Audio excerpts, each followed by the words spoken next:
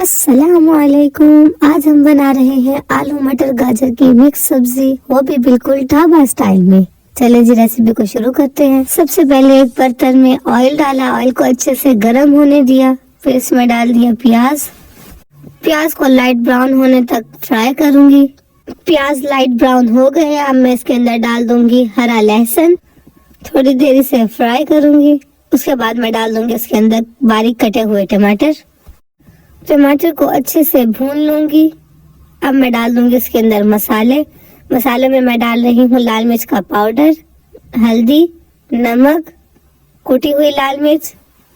ان سب مسالوں کو میں اچھے سے بھون لوں گی. اب میں ڈال دوں گی اس کے اندر سبزی، آلو مٹر اور گاجر. ان سب کو اچھے سے دھو کے کاٹ لیا تھا.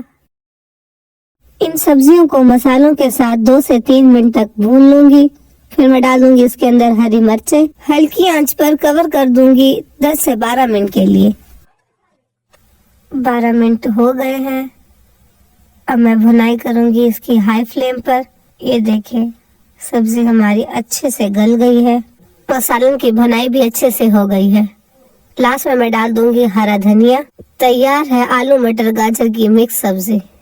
میری اس ریسیپی کو ایک مرتبہ ضرور ٹرائی کیجیے گا. ویڈیو پسند آئی ہو تو ویڈیو کو لائک کریں، میرے چینل کو سبسکرائب کریں. ملتے ہیں اگلی ویڈیو میں، تب تک کے لیے اللہ حافظ.